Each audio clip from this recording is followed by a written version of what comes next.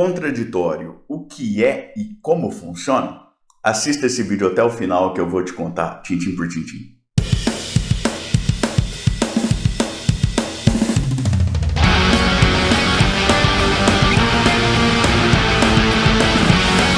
Eu sou o professor Thiago Caversan e compartilho semanalmente, aqui mesmo no canal, vídeos relacionados à teoria e à prática do direito, como esse vídeo de hoje em que eu falo sobre o contraditório. E isso já a partir de vários anos de experiência como advogado e também como professor universitário.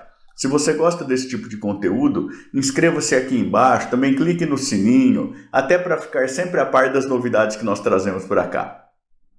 Hoje eu quero conversar contigo brevemente sobre contraditório. E para isso nós teremos duas referências legislativas principais. O inciso 55 do artigo 5º da Constituição Federal e o artigo 9º do Código de Processo Civil. Então, lá na Constituição Federal, primeiro, entre as garantias fundamentais, logo depois de tratar da garantia do devido processo legal, que está no inciso 54 do artigo 5º da Constituição Federal, o inciso 55 traz a garantia aos litigantes em processos administrativos e judiciais, a garantia ao contraditório, junto com a garantia à ampla defesa, que é motivo para um outro papo. Hoje nós vamos falar mais especificamente de contraditório. Eu já vou até investir algum tempo aqui para te lembrar que, pelo que me parece, a garantia ao devido processo legal é uma garantia fundamental de primeira dimensão que a Constituição entrega para o cidadão contra eventual arbítrio no exercício da jurisdição. Então, a garantia do devido processo legal por assim dizer, mensagem ao Poder Judiciário de que deve se submeter ao procedimento previsto na legislação infraconstitucional, ao mesmo passo que a garantia inscrita no inciso 55 do artigo 5º, ou seja, ao contraditório, a ampla defesa com os meios e recursos a ela inerentes, é mensagem que me parece destinada ao Poder Legislativo. No seguinte sentido, olha, quando for desenvolver, explicitar esses procedimentos a que fazem referência ao inciso anterior do devido processo legal, do processo previsto na legislação infraconstitucional, é necessário que se conserve aí esse núcleo fundamental de contraditório de ampla defesa. Então, o devido processo legal deve ser informado pelo contraditório. Parece-me então que são aí dois incisos irmãos, talvez gêmeos siameses. Aí eles não consigam se desligar um do outro. O devido processo legal faz sentido na medida em que se pensa no procedimento infraconstitucionalmente disciplinado que seja informado aí genuinamente pelo contraditório, pela ampla defesa. A Constituição não explicita o que é contraditório, o que é algo que é interessante, né? Porque, veja, a Constituição, quando trata de contraditório, portanto, ela traz o conceito, mas não traz a definição do conceito, os elementos definitórios do conceito, porque afinal de contas o que é contraditório? E aí você pode até imaginar, isso é um papo que nós já desenvolvemos por outros vídeos aqui, né? Então eu posso dizer qualquer coisa que eu quiser sobre contraditório. Bom, em primeiro lugar é necessário levar em conta que as palavras têm um sentido socialmente compartilhado ao longo do tempo, né? É isso que permite a nossa comunicação e que acaba permitindo a vida em sociedade do jeito que a gente acabou desenhando, né? Então, se a gente pensa no sentido da palavra contraditório, e veja, aqui uma advertência importante, é bem verdade que muitas vezes as palavras em direito têm um sentido muito próprio, mas isso vai depender de circunstâncias específicas também, né?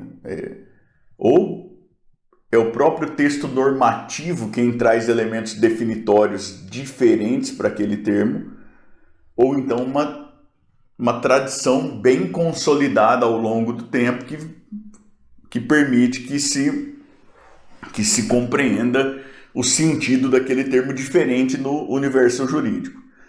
Só para te dar um exemplo bem rápido aqui e a gente voltar para o nosso papo mesmo, se a gente diz que um juízo é incompetente dentro do universo do direito, a gente sabe que nós não estamos falando sobre falta de aptidão técnica do magistrado que ocupa aquele posto jurisdicional. O sentido é outro, e isso porque os textos normativos dão um outro sentido muito claramente para a expressão competência do juízo, tá certo? Bom, mas voltando aqui para o contraditório, então a própria Constituição ela não vai esmiuçar aí o que são os elementos definitórios do contraditório. Bom, e aí a gente pode pensar no sentido da palavra, a menos que haja aí algo na legislação ainda que infraconstitucional, que ao longo do tempo venha dizendo algo muito diferente. O professor, isso é muito ruim, gera insegurança. Se a gente trabalhar com honestidade de interpretação, com boa vontade, né? Dá aqui para pensar até no Habermas, né? No agir, na comunicação ética e tudo mais, a gente vai ver que a insegurança em alguns momentos surge, mas que assim, a história das palavras se impõe. Dá para você pensar em coisa julgada, por exemplo. A Constituição trata de coisa julgada, também como garantia fundamental, não define coisa julgada. Não é a Constituição quem define coisa julgada, mas a gente tem definição de coisa julgada na legislação infraconstitucional e também na tradição jurídica já faz muito tempo, né? De maneira que aquilo que você de vez em quando tem aí de ideia mirabolante para tentar colocar um ou outro na cadeia, de nós vamos mudar a definição do conceito de coisa julgada, é coisa que, assim, quando a sociedade está funcionando razoavelmente bem, a ideia é que não demora muito para cair no esquecimento, e a gente torce que esse tipo de coisa fique nas valas da história e que a gente consiga dialogar com honestidade e responsabilidade diante da história mesmo, né? Bom, mas voltando aqui para o nosso papo, então, contraditório, o que a gente pode pensar, então, linguisticamente sobre contraditório? Bom, contraditório está essencialmente ligado à ideia de contradizer, né? E a ideia é que sempre que uma parte de um processo, seja administrativo, seja judicial, diz alguma coisa, a parte contrária deve ter a oportunidade de contradizer aquela afirmação. E isso vai valer para elementos que são juntados ao processo também. Sempre que alguém apresenta um elemento qualquer que pretende que tenha força de prova, um elemento tendente à formação de convicção do julgador, né, de diálogo das partes, tudo mais, a parte contrária tem que ter a oportunidade de impugnar aquele documento, de trazer o seu próprio olhar sobre aquele elemento qualquer que seja ele. A ideia básica é por aí, é essa possibilidade efetiva de contradizer. A pessoa tem que ter a oportunidade. Se ela vai usar ou não a oportunidade, são outros 500. Se ela tiver sido efetivamente citada para o processo correr a revelia, a gente vai ter outras nuances aí do que depende de comunicação pessoal, do que não e tudo mais. Mas veja, em tese ela precisa ter pelo menos a oportunidade de ir contradizendo aí o que a parte contrária afirma, o que a parte contrária pretende, o que a parte contrária traz de elementos aos autos durante o processo. E como que isso vai ser feito? Vai ser feito de acordo com as regras procedimentais do próprio Código de Processo Civil, se nós estamos falando de processo civil, que é a minha área, certo? Bom, e aí a gente tem uma série de normas no Código de Processo Civil sobre os momentos de se falar, né? Então, o momento que uma parte deve falar, a possibilidade de réplica, de tréplica, momento de produção das provas e tudo mais. Eu vou até falar um pouquinho sobre isso e sobre o que a gente vê nas nossas artes aí, quando lançam o olhar sobre a prática forense. mas antes quero te dizer o seguinte, vale também a gente olhar lá para o artigo 9º do Código de Processo Civil, que vai falar também do contraditório e vai dizer que o contraditório deve, em princípio, ser prévio e também efetivo, né? Então a garantia não é só de um contraditório hipotético, não, contraditório efetivo, a possibilidade pelo menos de contraditório efetivo e prévio. E aí o próprio artigo 9º traz 3 exceções em relação a essa necessidade de a oportunidade do exercício do contraditório ser prévia. E as 3 exceções lá são as tutelas de urgência, isso porque nas situações de urgência a gente tem urgência. E aí a gente relaciona muito bem com uma outra garantia fundamental, que é a garantia de acesso qualificado à jurisdição, né, ou de inafastabilidade da jurisdição, o que a gente encontra lá no artigo 5º, inciso 35 da Constituição Federal. Então, para não inviabilizar o acesso qualificado à jurisdição, a gente não deixa de lado o contraditório, mas a gente adapta o contraditório, olha, será um contraditório postergado. Então o juiz vai poder conceder tutela de urgência e em seguida oportunizar o contraditório, sempre que isso for o que recomendam as situações do caso concreto, em situações de urgência. Tutelas de urgência, vale a pena a gente lembrar aqui, tutela antecipada, tutela cautelar, beleza? Segunda hipótese, aquelas possibilidades de liminares em tutelas da evidência, em que a gente tem lá os incisos 2º e 3º do artigo 311. Eu, para te falar a verdade, vejo como dispositivo de constitucionalidade muito questionável, mas o Supremo Tribunal Federal já se pronunciou e disse que não é inconstitucional. Para mim é muito complicado pensar na possibilidade de liminar em tutela provisória sem urgência, que é, por definição, a tutela da evidência, tá certo? Mas, voltando aqui, está lá no artigo 9º, o Supremo Tribunal Federal, quando se pronunciou aí sobre o parágrafo único do artigo 311, até agora, pelo menos, não falou nada de inconstitucionalidade. E a última dessas 3 hipóteses, o mandado de pagamento em ação monitória. Você deve lembrar, ação monitória, procedimento especial de jurisdição contenciosa, regulado lá pelos artigos 700 a 702, o juiz, diante da prova documental do direito que o autor alega, determina a expedição de um mandado de pagamento ou um mandado de cumprimento, aí, dependendo da leitura de alguns, mas é um mandado de implemento da obrigação.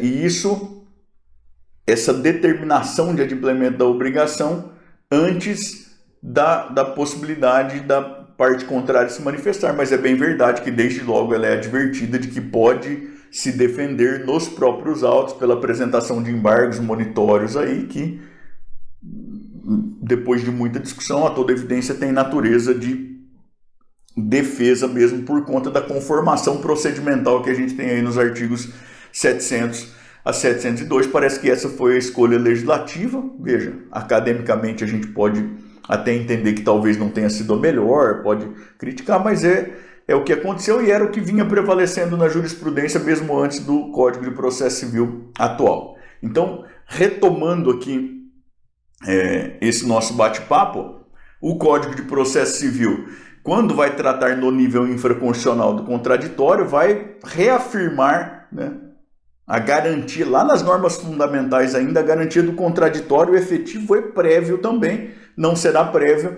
nessas 3 hipóteses que são previstas aí no próprio artigo 9º do Código de Processo Civil. E como que esse contraditório vai acontecendo na prática? Porque senão você pode pensar aquilo, né? Bom, mas então qualquer um pode dizer qualquer coisa a qualquer momento, pode trazer qualquer momento, e daí fica um diz que me disse e que não disse o tempo inteiro, eternamente. Talvez por isso os processos não terminem nunca. Veja, não é bem assim. Se você já estudou o processo civil, ou se vai estudar processo civil ainda, você vai ver que o processo ele é informado por fases e que, então, alegações do autor e do réu, em regra, devem vir na petição inicial e na contestação. O próprio Código diz quais são as hipóteses em que se admite alegações posteriormente. Então, de fatos ocorridos a posteriori, por exemplo, daquilo que se tornar relevante só por conta da conduta da parte contrária, por exemplo, daquilo que for conhecido só a posteriori e isso for comprovado, por exemplo. Não é qualquer coisa que se pode vir e trazer depois. Existe um momento de produção das provas, e se você pensa em prova documental, por exemplo, o momento adequado é a petição inicial pelo autor, contestação pelo réu. O próprio código trata também das hipóteses em que é admissível a apresentação de documento a posteriori. E aí, nessas hipóteses, sendo admissível,